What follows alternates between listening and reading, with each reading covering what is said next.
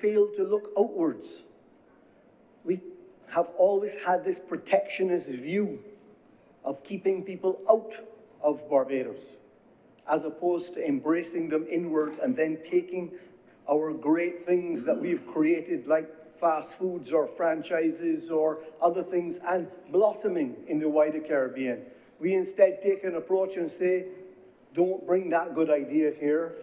We have our own good ideas. So it is not surprising to me that some people who have a scarcity mentality may be afraid.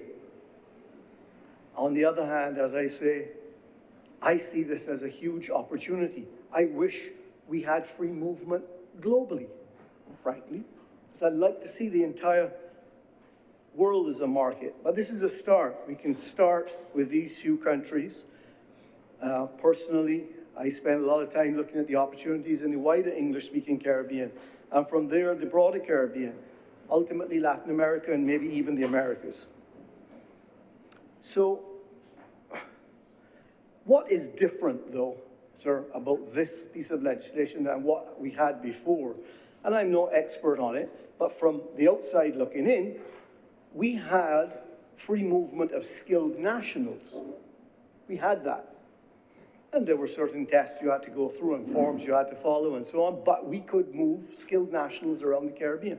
So now, after this bill is passed, retroactively to October 1st, we have that free movement is not just among skilled people, it's among everyone. And it's not just skilled and not skilled, it's also, there's no other test. Is it, are you an old person or a young person? That's not in it at all. It's just simply where you're a citizen. There is no test to say, are you healthy or unhealthy? Some people have raised that question about whether or not our healthcare system can take, perhaps, the unhealthy. So, what problem were we seeking to solve, besides what has been well covered here, sir, about our need to integrate, our desire to integrate, our desire to be a bigger community within the world? What problems are we seeking to solve? And, sir, I drew my conclusions from that on my own, and also in some reading, and I thought that what this might be addressing is population growth, lack of labor, lack of skilled trades, and also an aging population. These were many of the things that this is said to address. And sir, in the newspaper, if you don't mind me quoting from it, the Barbados Today on the 22nd of August, 2025, they carried, and I'm happy to, if that citation is not good enough, I'm happy to give you a copy of it. There's an article that reported on comments made by our own Prime Minister on this subject. And I quote from the paper, and it said, Barbados, as it said Motley, but I'll say Prime Minister Motley made clear, is charting a different course that is rooted in a necessity to address demographic and population challenges. Faced with a declining and aging population, the government is proposing immigration and citizenship reforms that she says will prioritize fairness, skills, and deep family ties. The article goes on to say the Prime Minister insisted that dollars will not be the overriding factor. Children of the diaspora down to great-grandchildren are expected to find a path to citizenship. Skilled workers and investors will also be welcomed but not bought into citizenship. Preferential treatment will be given to fellow CARICOM nationals. Now, sir, that's the end of the quote from this particular article. Obviously, at the time, the Prime Minister was not just speaking about this pending bill, but other immigration reforms, which I believe might be coming, but in many ways speaking to this one. So that made me think about this a bit. In the opening lines of this article, the Prime Minister was quoted as saying, Prime Minister Mia Amor-Watley has reaffirmed that Barbadian citizenship, in quotes, is not and never will be a commodity for purchase. Prime Minister was referring there, sir, clearly to the Citizenship by Investment Programme. Senator Malloy, just to note though, we usually don't take quotes from the newspaper especially courts of reported speech. You can make reference to an article. The article stands on its own. It can be right, it can be wrong. But in terms of attributing quotes, especially from honorable members of either house, we rather take a parliamentary record to attribute the quote, because an error could be compounded and permanently read into the record where we're quoting reported speech. So you can make reference to the article and indicate, what it says and discuss it, fine. But the quotes, especially quotes of reported speech, are unverifiable. Let's put it that way. Newspapers are usually right, but they only have the wrong 1% of the time, and the 1% is what we quote and read into Hansard that even the courts take as a useful indication of what parliamentarians are thinking on a given matter. So could reference, but don't use their quotes as your quotes. Thank you, Mr. President, for being so directed. And having been misquoted many times in the media myself, I would like to accept that you're absolutely correct. And I will refer to this article, but do not know if it's an accurate reflection of what was actually said. So I gather that it is generally felt that the Citizenship by Investment program is not one that Barbados is pursuing. We have found that our citizenship is not a commodity to be purchased.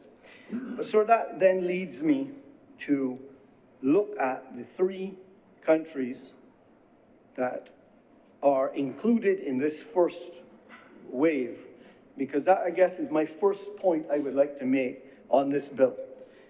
The actual bill, I believe it is in section 7 of the bill,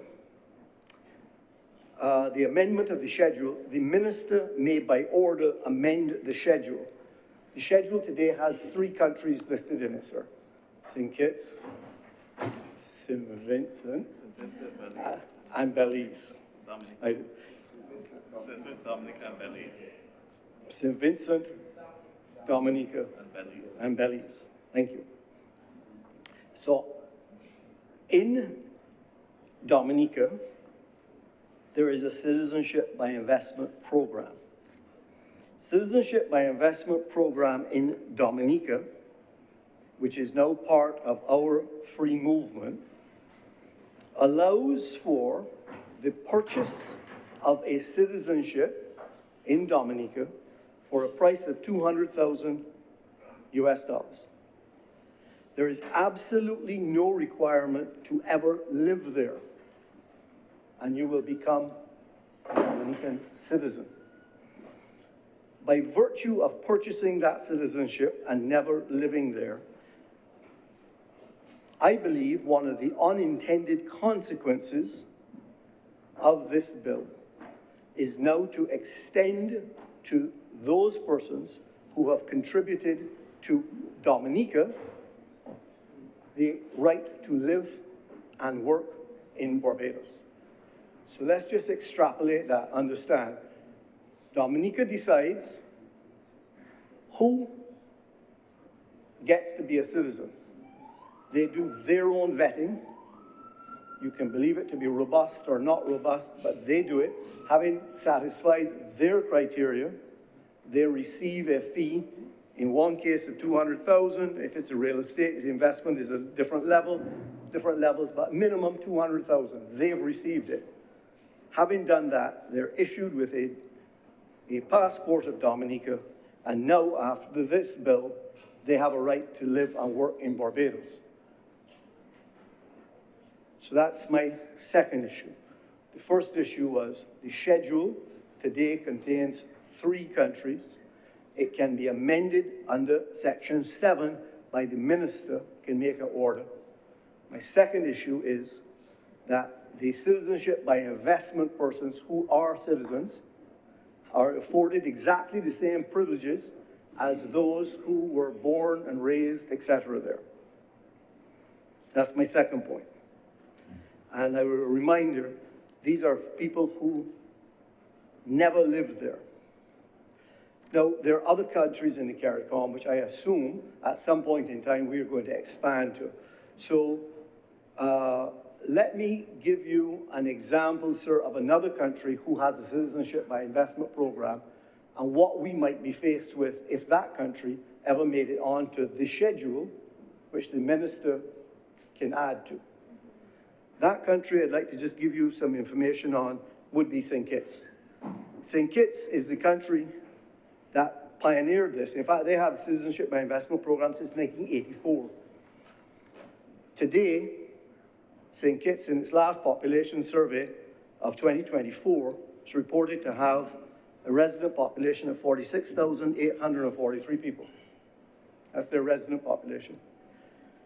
Sir, I'm sure it's going to come as a great surprise to you to find out that over 50,000 CBI passports have been sold in St. Vincent. St. Kitts. I'm having a Saint problem today. Maybe it's because it's after lunch. In St. Kitts, yes. So over 50,000 CBI passports have been sold, more than their actual population. And we just need to be aware of this, because I think that our bill should in some way have recognized the difference between a naturally born CARICOM national and or naturalized citizenship by descent, but a purchased citizenship without a requirement ever to have lived in that country, for me, is a bridge too far. Not, as I said, sir, at the beginning, not the free movement, not the integration, because I am a glass half full. I am happy to have it. But we are extending this, remember, we're extending this in the case of Dominica to people who have made a contribution to Dominica to buy a citizenship, may never have lived there, but now have the right to live in and reside in Barbados. So that was my point number 2. Thirdly, sir, I'd like to make another point on this before I move to just some other cleaning up matters. The third point would be this. In the comments that I have heard in the public media, and I've heard myself, the Prime Minister and others made, and I have made here as well, when we talk about the national insurance scheme and the aging population, etc. We need young people.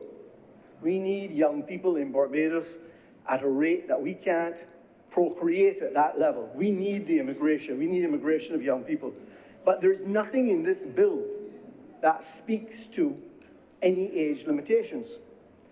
Now, it is not uncommon, sir, to find immigration that is limited at some age. That it says, well, free movement for work, for whatever, but the status at some age, really and truly, you're no longer part of the productive sector.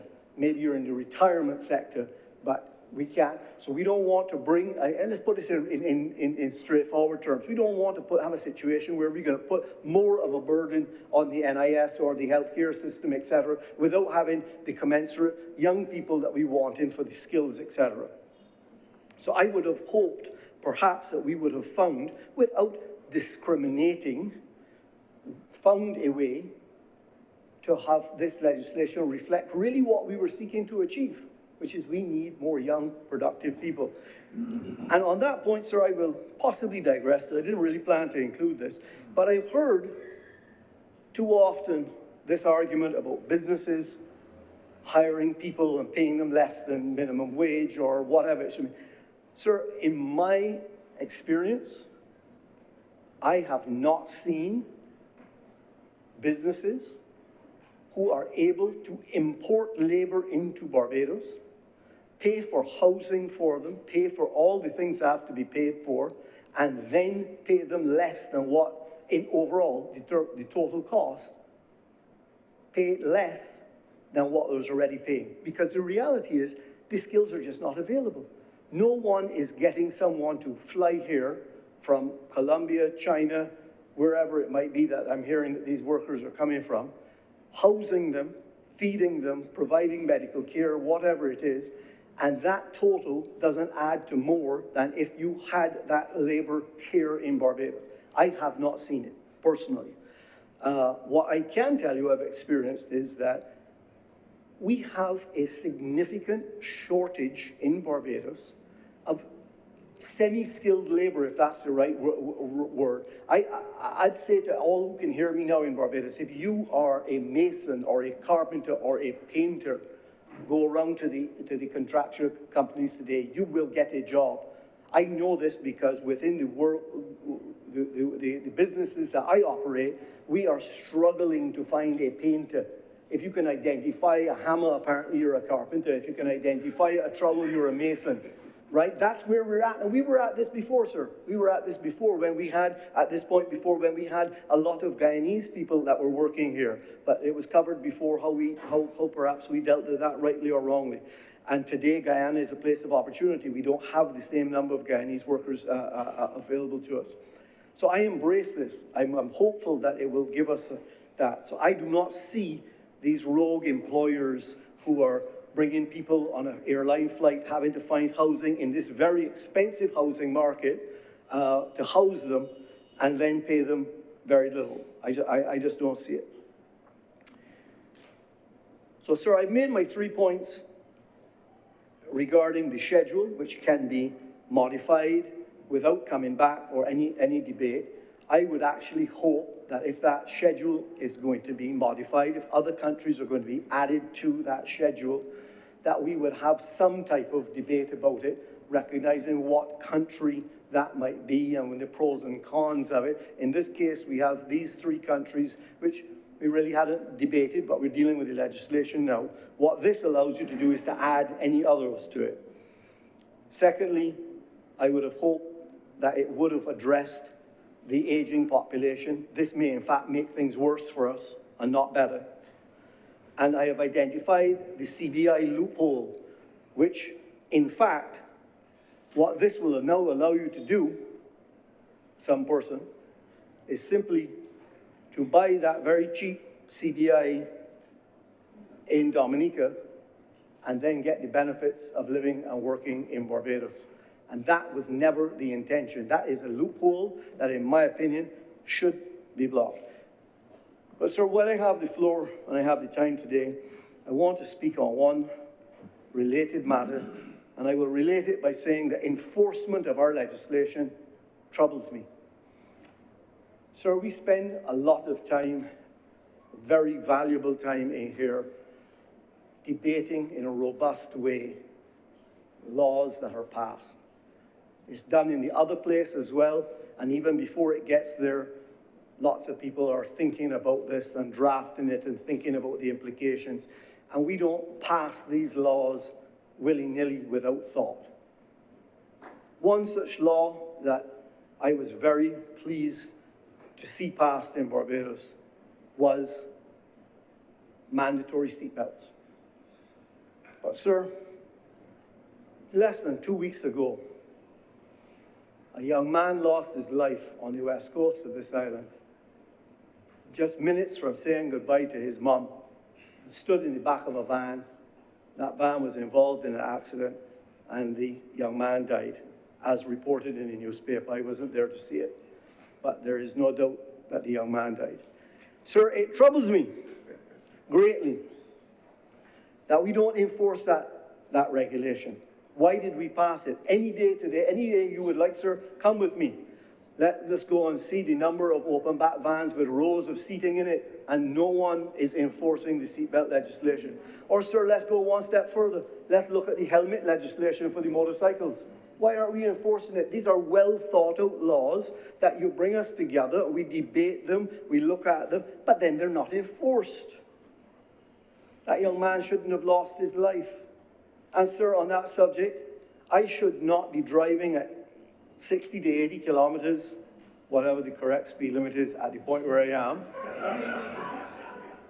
and be passed by a person on a bicycle without a helmet because it is an e-bike. I think, sir, now I don't believe that we have a law for it, but maybe we should be looking very carefully at any form of assisted pedal bike should be classified as a motorcycle, because it really is quite strange. We have all kinds of problems in motorcycles already, but these are completely unregulated. You don't even need a license. But my point, sir, is we have laws, we need to enforce them. We spend time looking at them, and I could go through many of these examples. So in conclusion, sir, I just want to remind you of the 3 points I made. One, sir, that the schedule as it is can be amended with no further discussion, and countries can be added. I would like to hear very much a commitment from the government and whenever successive governments that there would be some type of cooling off period, some type of debate period, some type of consultation period before other countries are added to that list. Secondly, sir, that we consider very carefully whether or not it would be appropriate to have an age limit such that our healthcare system, our retirement system, whatever, is not burdened. We are seeking to expand our population with productive individuals. And thirdly, sir, I do not think there is any doubt in my mind that the CBI in countries where they have a citizenship by investment program, which we have categorically stated, as was reported, is not and will never be a commodity for purchase, our citizenship. There is a loophole now that you can have a route to citizenship in Barbados by first achieving the citizenship by CBI in another country and then residing here for the period and naturalizing as is allowed in our existing laws. So, with those few comments, sir, I support this legislation because I come at it from the point of view of an abundance mentality. I come of it from the point of view of the opportunities that Barbadians should be looking at in these other islands and other territories, as opposed to thinking that we need to be so insulated and keep everyone out. So with those few words, I'm obliged to you, sir. Thank you very much, Senator Malauulu. Senator Cummings. Thank you very much, Mr. President. I'd like to move the suspension of this sitting for a period of 15 minutes. If colleagues would turn their attention to the screen, you can see that the angles of the cameras are off. There is a problem with the camera system, and the technicians are waiting outside to adjust them, and they've asked for 10 minutes, and I've asked for 15 minutes to give them enough time to actually get it right, so when we reconvene, all of the members would be able to see their contributions on the screen as required. The question is that this sitting be suspended until 3:50 p.m. 3:50 p.m. Will all honorable senators in favor please say aye? Aye. Those against please say no. The things the ayes have it. This sitting is suspended until 3:50 p.m. today.